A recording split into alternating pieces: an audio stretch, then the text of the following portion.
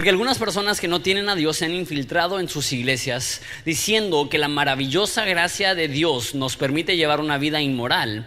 La condena de tales personas fue escrita hace mucho tiempo, pues han negado a Jesucristo, nuestro único dueño. Y Señor Padre, te damos gracias por iniciar una nueva serie, un nuevo libro. Y Padre, yo creo personalmente, y sé que todas las personas aquí lo creerán ya que lo consideremos, que este libro es súper pertinente para nuestra iglesia y para nuestras vidas. Entonces, Padre, te pido que nuestra expectativa esté donde esté y que tu palabra es viva y es eficaz, y siempre que la abrimos hay el potencial de transformar nuestras vidas. Padre, te pido que esa sea nuestra expectativa, que lleguemos con los corazones abiertos, con las mentes abiertas para escuchar tu palabra. En el nombre de Jesús, amén.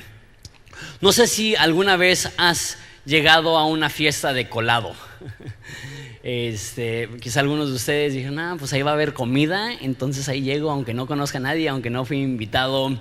Creo que yo jamás he llegado a una fiesta de colado porque, aunque no parezca, estoy acá enfrente hablando con varias personas, soy algo introvertido. Entonces de repente hasta me cuesta trabajo llegar a mis propias fiestas. Entonces la idea de llegar a una fiesta sin conocer a nadie a mí me aterra un poco.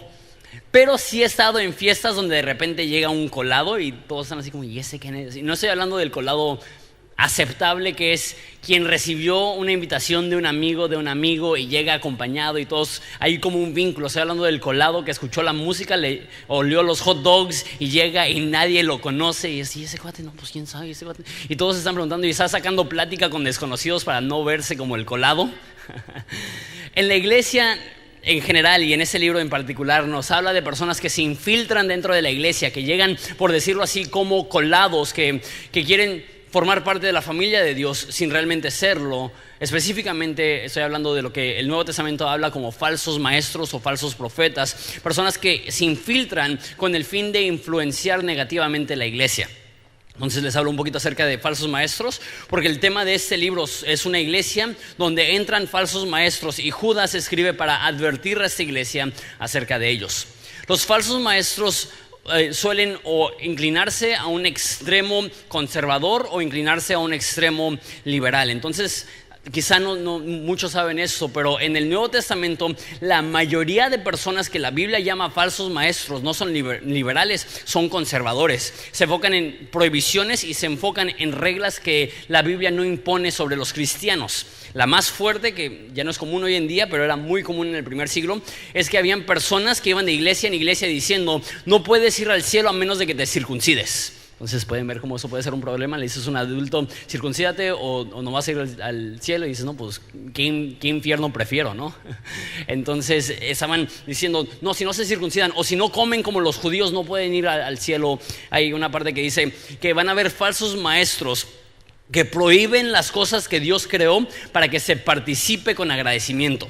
Una de las tendencias de un falso maestro es que prohibirá cosas que Dios creó para nuestro aprovechamiento. De hecho, hay una frase que dice que falsos maestros van a prohibir el matrimonio. En el segundo siglo había una profetisa muy famosa que viajó por todo el Imperio Romano y fue a todas las iglesias, y su mensaje era que tener sexo después de la menopausia era pecado. La razón que ella decía eso es, si no hay posibilidad de engendrar hijos, entonces es innecesario y es pecado. Y todas las abuelitas así como que yes, ¿no?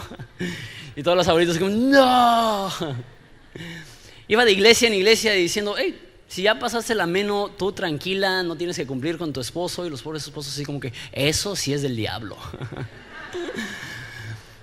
Entonces hay tendencias hiperconservadoras hoy en día, y no estoy diciendo que esas son falsas doctrinas o falsos maestros, pero hay muchas tendencias en iglesias que el enfoque son las prohibiciones mucho más allá de la Biblia. Mujeres no se pueden maquillar, no pueden usar pantalones, cosas así. Una vez más, no estoy diciendo que si alguien prohíbe eso son falsos maestros, pero lo que estoy diciendo es que no por ser conservadores significa que son sanos. En la Biblia la mayoría de personas que se llaman falsos maestros son hiperconservadores. Sin embargo, también hay el otro extremo que podríamos llamar personas que son liberales, que aprueban de las cosas que Dios desaprueba, que animan que las personas hagan las cosas que Dios prohíbe. Y en esa iglesia entraron personas que estaban diciendo: lo importante es tu corazón, tu espíritu, tu alma, y siempre y cuando tú te sientas cerca de Dios, lo que haces con tu cuerpo, no importa si quieres tener sexo con quien quieras tener, tú ten sexo con esa persona. A Dios no le importa tu pureza sexual, únicamente le importa la devoción de tu corazón. Entonces Judas escribe este libro diciendo: hey, no es así. Dios quiere nuestra santidad, Dios quiere nuestra obediencia en esa área de nuestras vidas. Entonces, al igual que hay tendencias conservadoras, también hay tendencias liberales. Y es chistoso, por ejemplo, el fundador de los mormones tuvo 27 esposas. Hubo una secta en los años 70 muy popular que se llamaba Hijos de Dios, y lo que ellos enseñaban es que nosotros tenemos a Dios adentro de nosotros, y la forma que alcanzamos a personas que no tienen a Dios dentro de ellos es que tenemos sexo con ellos y les transmitimos a Dios vía sexual. Pueden imaginarse que esa iglesia tenía muchos hombres muy emocionados por sumarse a la causa.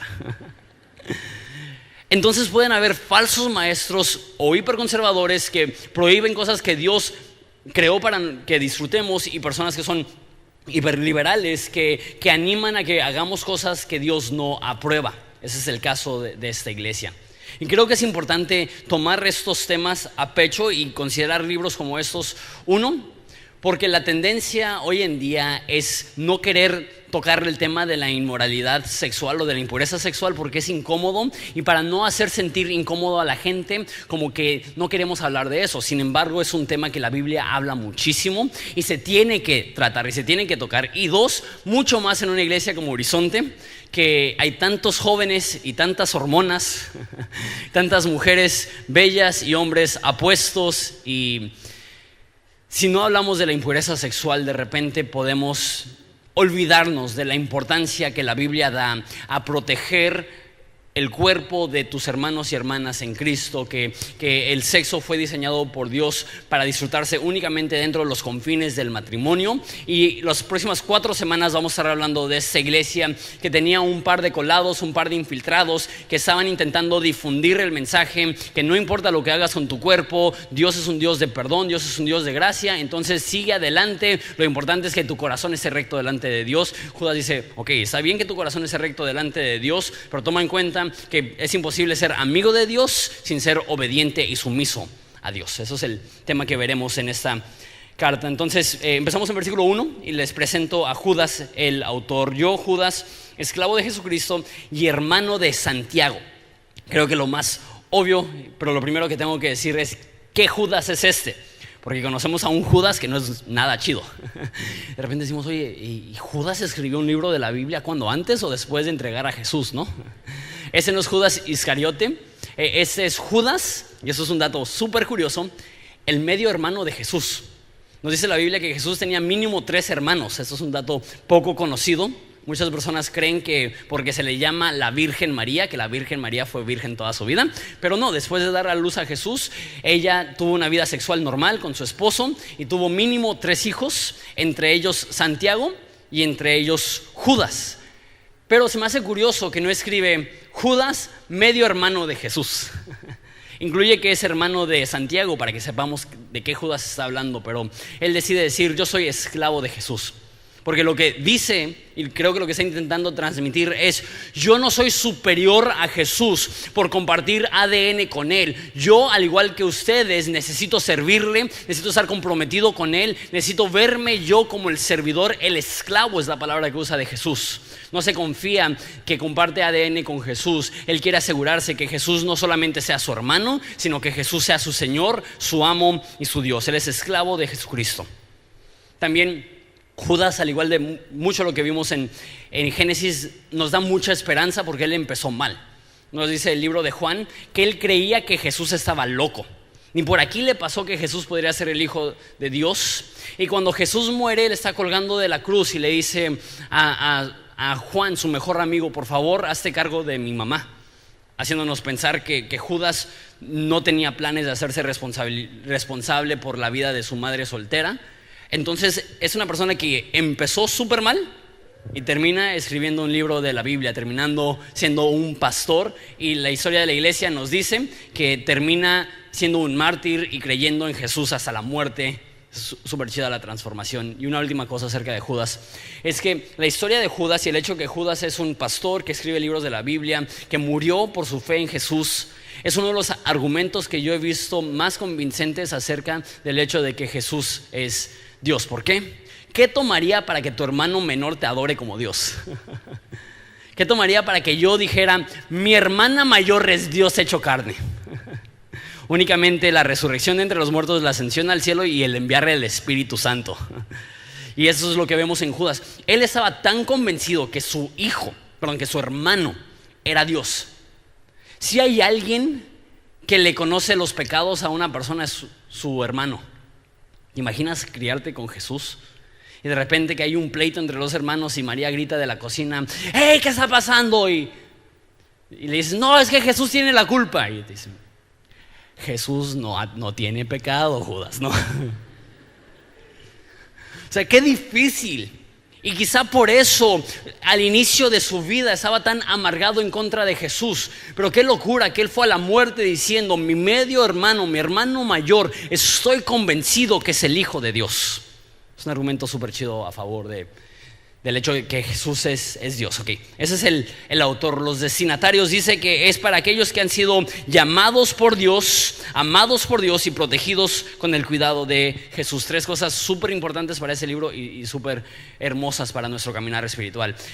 Él dice que los cristianos han sido llamados por Dios. Eso significa que aunque Jesús conoce a toda la humanidad y conoce las multitudes, también te llama por nombre. Conoce multitudes, se conoce como individuo. La Biblia dice que desde antes de la fundación del mundo Él nos eligió. La Biblia dice que Él nos formó en el vientre de nuestra madre. La Biblia dice que antes de nacer Él ya nos estaba llamando, y desde que nacimos Él nos ha procurado. La Biblia dice que nos atrae con cuerdas de amor. Me encanta que Dios no es solamente un Dios interesado en la humanidad en general, sino que es un Dios que está enfocado en ti en particular. Es un Dios que te llama específicamente a ti, y así como Él llamó a sus discípulos y les dijo, sígueme, así también Jesús te ve a ti y te da el tiempo y la atención como un individuo y te dice, sígueme, quiero ser tu padre, quiero que seas mi hijo.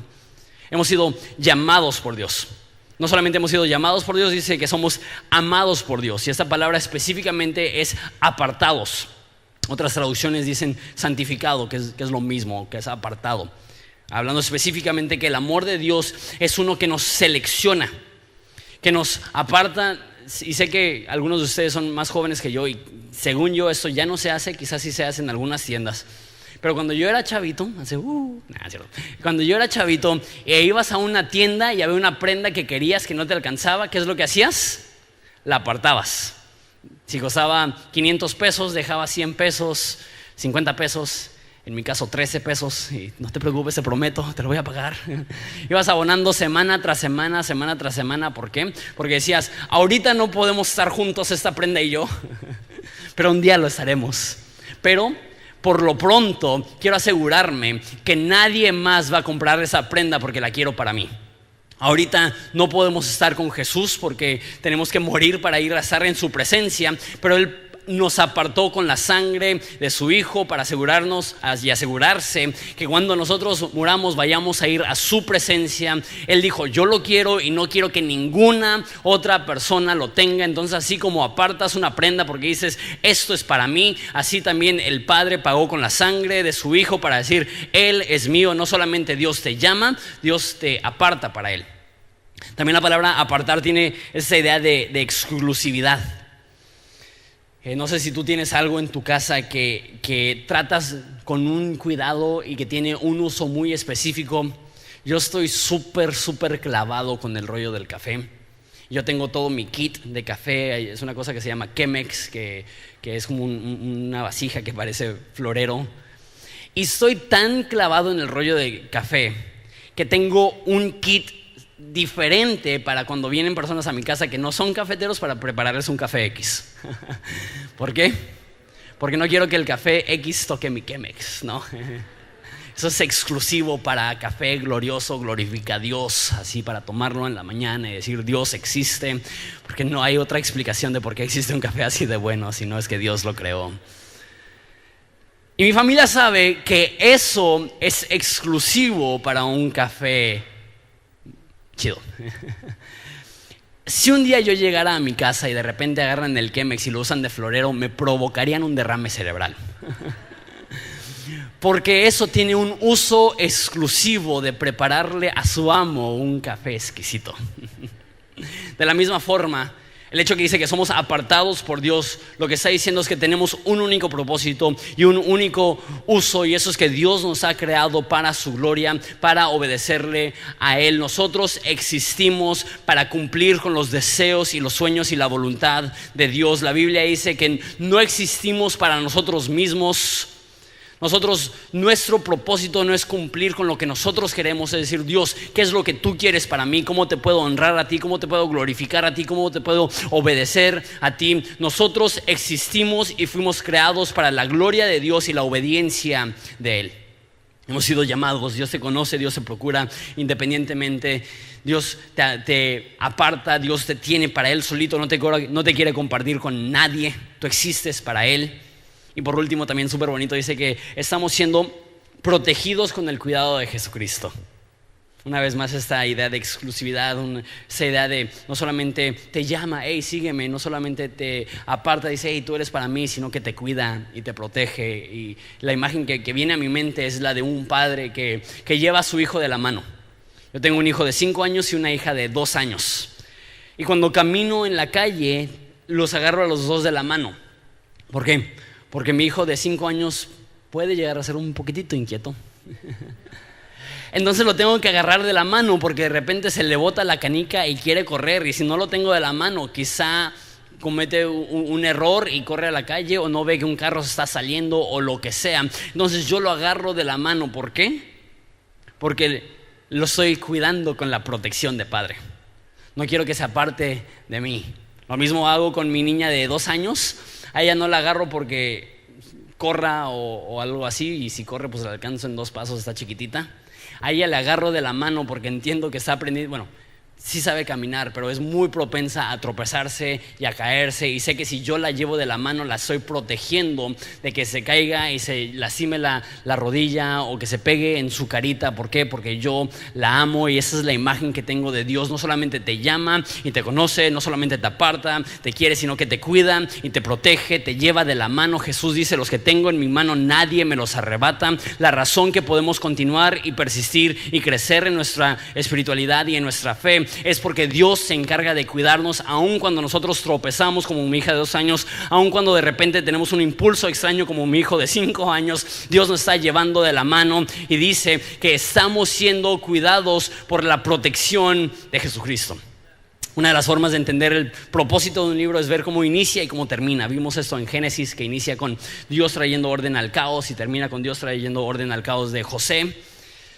En Judas es exactamente lo mismo. Inicia diciendo que estamos siendo cuidados por la protección de Jesús, y termina aquel quien es capaz de guardarles sin caída y presentarlos sin mancha ante el Dios en el día del juicio. Me encanta eso. ¿Quién es Jesús? Aquel quien es capaz de sostenerlos, de mantenerles sin caída. De cuando tropiezas, Él te sostiene para asegurarse que en tu debilidad no decaigas. Y Él es el que es capaz de presentarnos ante el Padre sin mancha. Somos llamados por Él, elegidos, somos apartados, somos suyos, exclusivos, y somos cuidados por Él. Hay un cuidado personal de Dios para ti. No sé si eso te emociona, si eso te hace sentir amado, pero que el creador del universo no solamente te conozca y no solamente esté al pendiente de ti, pero dice, yo me encargaré de cuidarlo con la protección de mi hijo. Me encanta eso. Nuestro bienestar espiritual no depende de nuestra fuerza, depende de la mano poderosa de Dios que nos guía aún en nuestros momentos de debilidad. Versículo 2 dice que Dios les dé cada vez más misericordia, paz y amor. 3 cosas, pero aquí quiero enfocarme en el último, que es amor, porque el saludo normal para la iglesia en el primer siglo era gracia y paz o misericordia y paz. La razón es porque la iglesia se conformaba primordialmente de griegos y de judíos. Los griegos saludaban diciendo gracia o misericordia, es la forma que ellos se saludaban en la calle o algo así. Y los judíos se saludaban con shalom, que es paz. Entonces, para ser inclusivistas, ¿no? Dicen, no, pues usamos los dos términos. Entonces, en la iglesia primitiva, la forma que se saludaban es que decían gracia y paz. Si ves los escritos de Pablo, todas sus cartas inician con gracia y paz de parte de nuestro Señor Jesucristo. Ahora se me hace curioso que Judas incluye no solamente gracia y paz o misericordia y paz, sino que dice misericordia, paz y amor. ¿Por qué? Una vez más, el tema de este libro es la pureza sexual. Es que hay personas que están predicando que no tienes que ser puro sexualmente para ser un seguidor de Jesús. Él dice, sí lo tienes que ser, y la herramienta para poder conseguir esa pureza sexual es el amor. Cuanto más amor tengas, más puro vas a ser. Es un mito esta idea de que, de novios, es que la amo tanto que no me puedo controlar, ¿no? Hablando entre cristianos, obviamente entre no cristianos no existe la noción de que el propósito de Dios es que el sexo es algo exclusivamente para el matrimonio. Hablando acerca de cristianos, de repente dicen, pastor, es que caímos en pecado porque es que, nos amamos tanto. Y yo casi quiero decir, no le eches la culpa al amor, porque la Biblia dice que el amor es paciente. Entonces, si fuiste impaciente, no fue culpa del amor, fue culpa de la falta de amor, o quizá del amor nada más por tus deseos, ¿no? Cuando una persona ama, un cristiano ama realmente a su novio o a su novia, dice, ¿sabes qué? Tengo esos impulsos, tengo esos deseos, tengo esas pasiones, pero al mismo tiempo Dios me ha llamado a honrar a su cuerpo, a honrar a mi novia, a respetarla, a obedecer a Dios. Cuando personas caen no es por exceso de pasión, es por falta de pasión. Cuando las personas pecan sexualmente no es por exceso de amor, es por falta de amor. Y eso es bien importante que lo sepas, particularmente si alguien está intentando convencerte. No, es que sabes que sí, ya sé, somos cristianos y sabes que, pero no pasa nada, nos amamos. Y sabes que si es cristiano y realmente te ama, va a honrar tu cuerpo. Si es cristiana y realmente te ama, va a honrar tu cuerpo. El amor verdadero produce pureza sexual, no desenfreno sexual. Anótalo y pásale una notita a tu novio o tu novia. El amor verdadero produce pureza sexual, no desenfreno sexual. No le echemos la culpa al amor cuando realmente fue falta de amor que nos llevó a cometer un acto que no queríamos hacer. Ahora, algo que me encanta de la Biblia es que es súper honesta. Y la Biblia sabe lo difícil que es estar enamorado, andar de novio o novia con una persona hermosa que ama a Jesús, que te ama a ti, y los impulsos que eso produce. Uno de los versículos más famosos en la Biblia es que Pablo le dice a los solteros, es mejor casarte que quemarte. Muy gráfico, ¿no? Dice, es mejor casarte que tener esos impulsos y no saber qué hacer con ellos. Dice, no, yo entiendo que se están quemando, ¿no? Y a veces lo veo en los solteros con los que hablo, ¿cómo estás? No, la neta me estoy quemando. Ya no puedo, parezco el hombre en llamas, no sé qué hacer con mi vida. Amar a Dios, amar a tu prójimo, amar a tu novio, amar a tu novia, producirá mayor pureza. Lo que necesitas es poder ver a las demás personas con los ojos de Jesús. Y quizá ni siquiera andas de novio y de todos modos dices, es que ya no aguanto. La Biblia dice que debemos de tratar a las mujeres como hermanas con toda pureza. Como les dije al principio, en Horizonte hay muchos jóvenes, hay muchas hormonas, hay muchos sentimientos, hay muchos impulsos. Pero aquí nos dice que cuando practicamos el amor, nos va a ayudar a vivir vidas puras hablando sexualmente. Continúa diciendo, queridos amigos, con gran anhelo tenía pensado escribirles acerca de la salvación que compartimos. Sin embargo, ahora me doy cuenta que debo escribirles sobre otro tema para rogarles que defiendan la fe que Dios ha confiado una vez y para siempre a su pueblo santo. Entonces le dice, quería escribirles acerca de la salvación. Por ahí un tema que ha surgido que tengo que hablar, y esto es que tienen que luchar, que tienen que defender la fe. Una vez más, el próximo versículo nos va a decir que hay infiltrados, y un poco más adelante nos va a decir que esas personas están provocando infidelidad sexual entre los que están casados e inmoralidad sexual entre los que no están casados. Entonces él dice, les escribo porque la neta tienen que luchar, la neta tienen que pelear, la neta tienen que saber que nuestro caminar espiritual es uno de un constante empuje, de una lucha constante. No hay tal cosa como llegar al momento en el cual ya no batallas con tentación sexual. Y ten mucho cuidado si de repente dices, no, es que tengo 30 años de fidelidad marital y a mí ya no me va a pasar por aquí una tentación. No. La Biblia dice en Proverbios que todos los que caen sexualmente son hombres fuertes. Puedes ser un hombre fuerte en 1000 áreas, ser constante con tu familia, ser un hombre trabajador, ser un hombre dedicado en la iglesia. Puedes ser una persona que sabes limitar y medir tu consumo de alcohol, que sabes manejar bien tus finanzas, que no eres iracundo y aún ser débil en el área sexual. Porque la Biblia dice que todos los hombres que caen sexualmente son hombres fuertes. No porque digas, sabes que ya pasé 5 años sin ver pornografía, sabes que yo ya no voy a ser tentado. No, la palabra que usa aquí es que debemos de contender, que defiendan la fe. Pero la palabra en el original tiene esa idea de estar siempre luchando. Que siempre estén luchando por su fe, que siempre estén resistiendo tentación. Porque el enemigo sabe que no es cuestión muchas veces de fuerza, sino de estamina. Yo hace unos años atrás entrené vale todo, artes marciales mixtas por 6 meses, aunque no parezca. Si tuviera que, probablemente les doy una paliza a todos. Entrené artes marciales mixtas 2 años, más bien 6 meses. Y algo que aprendí, porque la base de artes marciales mixtas es la lucha grecorromana, estar forcejeándote con alguien. Y algo que aprendí es que muchas veces no es cuestión de fuerza y no es cuestión de técnica, aunque son importantes, es cuestión de aguante, es cuestión de estamina. Y así como cuando juegas a las venciditas con alguien, muchas veces no gana el más fuerte, gana el más paciente, que espere a que el otro se acabe las fuerzas, y cuando se acaban las fuerzas, le gana, ¿no? De la misma forma, espiritualmente, lo que está diciendo aquí es jamás dejen de pelear, jamás aflojen, jamás tengan esa actitud de ya la hice. Precisamente David, quizá el ejemplo más fuerte de alguien que amaba a Dios, que cayó sexualmente, es porque en vez de ir a la guerra con su ejército, se quedó en su casa, y fue en ese momento que cayó ante la tentación sexual. No podemos tomar una actitud ligera hacia la tentación, porque Satanás entiende que no necesita ser más fuerte que nosotros, simplemente ser más paciente que nosotros. Y de repente nos sigue atacando con tentación y atacando con tentación y atacando con tentación. No está esperando que nosotros tiremos la toalla y decimos, ya me voy al mundo, voy a pecar. Está buscando que solamente aflojemos poquito, y es cuestión de tiempo que nos mete una llave de la cual no podemos salir. Y lo que pasó es que dejamos de luchar, dejamos de pelear.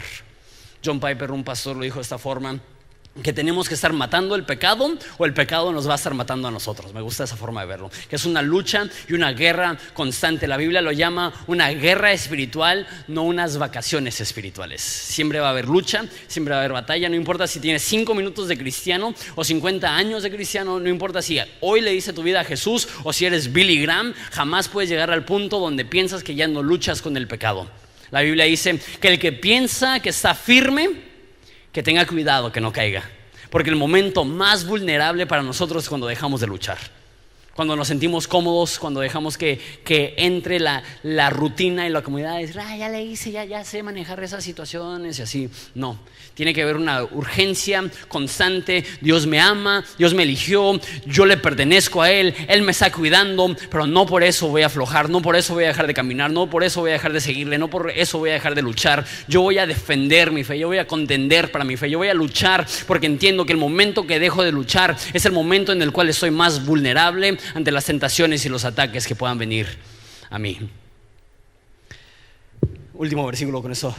Bueno, voy a pasar un poco más de tiempo en el versículo 4, pero con eso terminamos. Dice: les digo esto, porque algunas personas que no tienen a Dios, eso es importante, se han infiltrado en sus iglesias diciendo que la maravillosa gracia de Dios nos permite llevar una vida inmoral.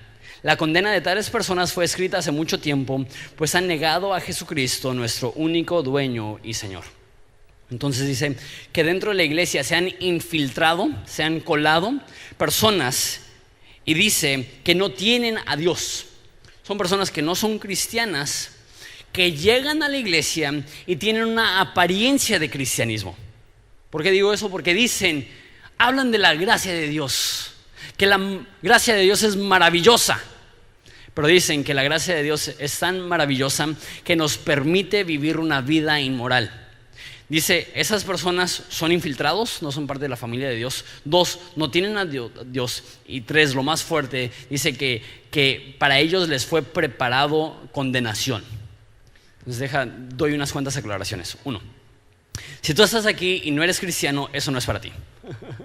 Si tú estás aquí y no eres cristiano, no te estamos llamando un infiltrado o un colado. Al contrario, estás en casa y qué chido que viniste a la iglesia el día de hoy. Y quizá llegaste y dices, ay, ya sabía que iba a llegar y me iba a sentir bien mal. Y me invitaron y me dijeron que ay, va a ser bien bonito. Y eso no es nada bonito y eso me está frustrando, eso me está enojando. Y qué criticones y qué cerrados de mente. Y Jesús vio a una mujer sorprendida en el acto mismo del adulterio y le dijo, no te condeno.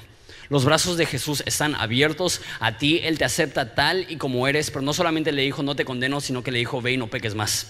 Lo que queremos para ti no solamente es que sientas un recibimiento increíble y que sepas que eres parte de nuestra familia, te queremos aceptar, pero que también que sepas que Dios a los que ama transforma y Dios tiene planes más grandes para tu vida y Dios te puede transformar y Dios te puede perdonar y Dios te puede usar. Pero lo último que quiero es que llegues aquí como un no cristiano y que digas, ya sabía que me iban a juzgar y me iban a criticar. No, eso no es para gente que no es cristiana. 2, esto tampoco es para las personas que son cristianas que tropezaron, que estaban luchando, que estaban caminando y de repente se dieron ante la tentación y cayeron en un pecado sexual y se sienten horrible por lo que hicieron y se están arrepintiendo y le están diciendo, Dios, perdóname, Dios, necesito tu gracia, Dios, ayúdame, Dios, acompáñame, Dios, no me sueltes. Porque conozco personas que simplemente en un momento de insensatez se colocaron en un lugar imprudente y caen sexualmente y entienden lo que hice estuvo mal y necesitan entrar en un proceso de restauración, en un proceso donde ellos necesitan saber que Dios es más bueno para perdonar que nosotros para pecar, que la gracia que nos salvó originalmente es suficiente para perdonarnos aún en nuestros tropiezos. Y no quiero hacerte pensar que si estás aquí y caíste en un pecado sexual, que no eres hijo de Dios, que tienes condenación que te está esperando y que eres un infiltrado. No. Si no eres cristiano, eso no es para ti. Y si eres un cristiano que caíste pero estás luchando, eso no es para ti. Pero esto va a estar fuerte, pero creo que es el corazón de este pasaje. Hay personas que se creen cristianos o que se llaman cristianos que están viviendo una vida sexualmente inmoral y se están protegiendo tras la idea de que porque Dios es un Dios de gracia, no importa que yo siga pecando. Y lo que aquí nos dice es que las personas que creen que la gracia de Dios les permite vivir una vida inmoral son personas que no conocen a Dios. Entonces, y eso es lo fuerte que quiero decir, si tú te consideras cristiano y estás teniendo sexo con tu novia o tu novio y no sientes ningún remordimiento y dices que somos dos adultos, es mutuo consentimiento, es el siglo XXI, eso fue escrito hace un chorro de tiempo, a Dios le vale lo que haga con mi cuerpo, siempre y cuando llegue a la iglesia, siempre y cuando ore de vez en cuando, siempre y cuando tenga una devoción religiosa, ¿qué importa qué es lo que haga con mi cuerpo? Eso no es una actitud de un cristiano. Si tú estás aquí y vives en unión libre y para ti pues no pasa nada, pues tenemos tiempo juntos y no le has dado la importancia que la Biblia le da al matrimonio, porque vivir en unión libre es igual que tener sexo con tu novia, es sexo fuera del matrimonio y quizá tienen tiempo juntos, quizá tienen hijos juntos, pero la voluntad de Dios es que el sexo sea compartido únicamente dentro del matrimonio. Y si estás así, dices, pues ¿qué me van a hacer? ¿Qué me van a decir? Pues no te vamos a hacer nada, pero sí te vamos a decir lo que la Biblia dice, y eso es que un hijo de Dios le da peso a la pureza sexual. Y si estás aquí y ves pornografía y dices, pues no es la gran cosa, no es nada físico, todos lo hacen y pues, eso no es la actitud de un cristiano. Una vez más, un cristiano puede caer, un cristiano puede errar. Y cuando caes, sabemos que Dios nos agarra de la mano, nos levanta y seguimos caminando y seguimos adelante y nos arrepentimos y nos duele y nos cala, pero le decimos, Dios, gracias, que tu gracia es suficiente para sostenerme. Pero una persona que le vale, a Dios no le importa eso. Tantas personas llegan a la iglesia y dicen, Dios, muéstrame tu voluntad. Primera Tesalonicenses dice esto, y esa es la voluntad de Dios, que caminen en pureza sexual. No, otra voluntad, esa no. Ay, es que es tan común eso en la Biblia, que una persona puede decir, no, pues es que ¿cuál es la gran cosa? Le pertenecemos a Dios. Y si Dios dice el sexo fue creado para disfrutarse únicamente dentro de los confines del matrimonio, y cualquier relación sexual fuera del matrimonio o aparte del matrimonio es pecado, Él manda, nosotros le pertenecemos a Él. ¿Y quién es el barro para altercar con el alfarero y decir no estoy de acuerdo? Lo decimos, si tú lo dices, yo te creo. Si tú lo dices, yo obedezco. Si tú lo dices, tú eres mi amo, tú eres mi dueño, yo te pertenezco, tú me apartaste, yo soy tuyo y yo te voy a obedecer. Y si caigo me arrepentiré, y si caigo no me voy a autojustificar, y si caigo voy a venir a tus pies arrepentido diciendo, Dios, no sé qué había pensado. Y lo padre de Jesús es que la Biblia dice que podemos acercarnos confiadamente al trono de gracia para hallar socorro para nuestras vidas. Quiero animarte, si tú has caído, corre a Jesús, hay perdón. Si tú has caído, Jesús te espera con los brazos abiertos para regresarte a casa, como el hijo pródigo que nos dice la Biblia, que derrochó sus riquezas con prostitutas. El padre no lo dejó de amar, pero también el hijo pródigo se dio cuenta, he ofendido a Dios. Él dice, he pecado contra el Padre en los cielos y mi Padre en la tierra, y se arrepintió y llegó arrepentido. Esa es mi preocupación. Y no creo que sean muchos, pero tengo que hablar claramente, que haya personas aquí que se creen cristianos porque vienen a la iglesia, porque están en un lugar donde se enseña la Biblia, porque de repente quizá oran en su casa y dicen, no, sí, yo soy cristiano, pero no han permitido que lo que conocen de la Biblia cambie la forma que vivan. Y para algunos quizá su caminar espiritual es meramente el decir, ya fui a la iglesia, y no darnos cuenta que una gracia que no ha cambiado nuestra vida no ha salvado nuestra alma. Y si decimos tener una relación con Jesús, pero no hemos experimentado una transformación hasta lo más profundo, la realidad es que nuestra experiencia con Jesús ha sido limitada. Porque una relación real con Jesús nos cambia hasta lo más profundo. Pero una vez más, la actitud de Judas en esto es, hay esperanza. Esperanza, ven a casa. Dios se puede transformar. Y quizá tú dices, es que Jonathan, para mí es una adicción sexual, para mí es una adicción a pornografía, para mí es una inseguridad tremenda para casarme y hacer las cosas bien. No estoy diciendo que es fácil, pero lo que estoy diciendo es que alguien que realmente ama a Jesús tomará los pasos difíciles para asegurarse que le va a honrar con toda su vida. Ahora sí, termino con esto. ¿Por qué nombrar la serie Negro Mate? Acaban de descubrir un elemento que es la fusión de dos químicos o dos elementos. No soy nada inteligente, entonces nada más les estoy citando lo que leí en internet. Pero al parecer los científicos mezclaron tantalio con hafnio y descubrieron el material más resistente al calor que existe. Los materiales, por su propia cuenta, por sí solos, no son tan resistentes al calor, pero el momento que los que se combinan se hacen tan resistentes al calor que jamás han llegado a una temperatura en el mundo lo suficientemente caliente para derretirlos, pero creen que para derretirlos tendrían que llegar a 4000 grados centígrados, que para darles una idea, la superficie del Sol está a 5000 grados centígrados. Se me hizo tan curioso este concepto. Por cierto, ese material cuando lo combinan es color negro mate, por eso la serie. Que quizás solos no tenemos lo necesario para vencer las tentaciones del enemigo, pero Dios jamás esperó que lucháramos solos.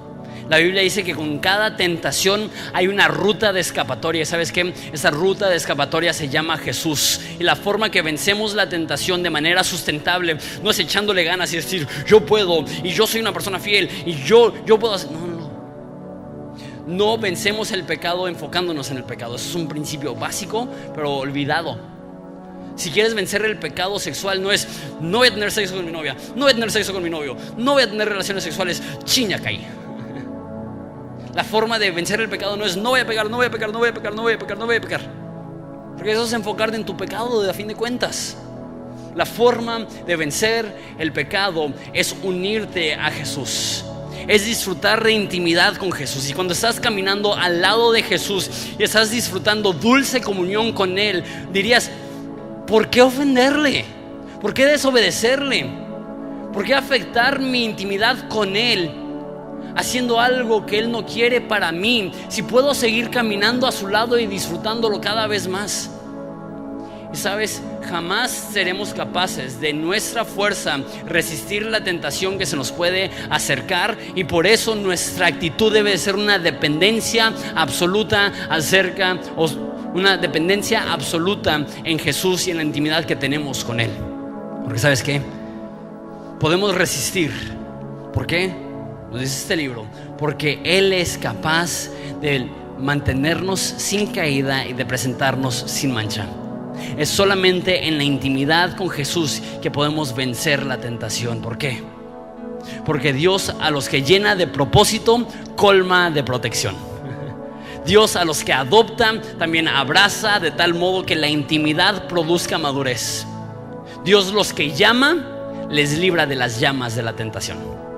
Dios a aquellas personas que son suyos se asegura de protegerlos. Entonces la actitud no es: necesito vencer esta tentación, necesito vencer este pecado, necesito vencer al enemigo. La idea, el concepto que quiero darte es: la forma que vencemos es abrazando a Jesús y diciendo: tú eres lo más importante de mi vida, yo te pertenezco a ti, tú me has llamado, tú me has adoptado, tú me estás cuidando, y yo dependeré absolutamente de esta dulce comunión para salir adelante, no de mis fuerzas, sino del hecho que tú estás aquí conmigo, sino del hecho que tú me estás acompañando, sino por el hecho que tú me estás guiando, dice la Biblia, por sendas, por caminos de justicia, por amor a su nombre. Nuestra rectitud, nuestra madurez, nuestro desempeño, nuestra pureza va de la mano con la intimidad que experimentamos con Jesús.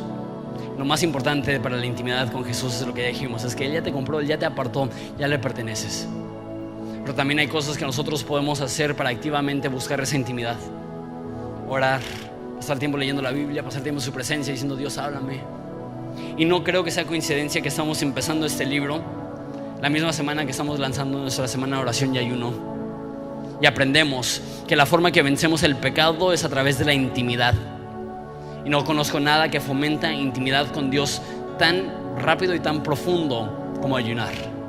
Y creo que Dios sabe lo que hace, que nos está dando esa oportunidad como iglesia de buscar el rostro de Jesús y decir: Jesús, lo que más quiero en toda la tierra, lo que más quiero en todo el universo es estar contigo, es disfrutar de comunión contigo. Y yo sé que al caminar a tu lado tú me darás la fuerza para resistir cualquier tentación, para apagar cualquier dardo que el enemigo me lanza. Nuestra fortaleza está ligada a nuestra intimidad con Dios. Por eso es tan hermoso que somos llamados, que somos apartados y que somos cuidados por su protección. Te pones de pie conmigo para terminar. Padre, te damos gracias por esa verdad. Te damos gracias que junto a ti podemos ser resistentes a la tentación. Y cuando viene el fuego de la prueba, cuando hemos sido vinculados a ti, eso es lo que nos da la fuerza y la fortaleza. Padre, te pido por la persona que está luchando y ha tropezado y ha caído. Padre, muéstrales que hay gracia y misericordia y tú les levantas.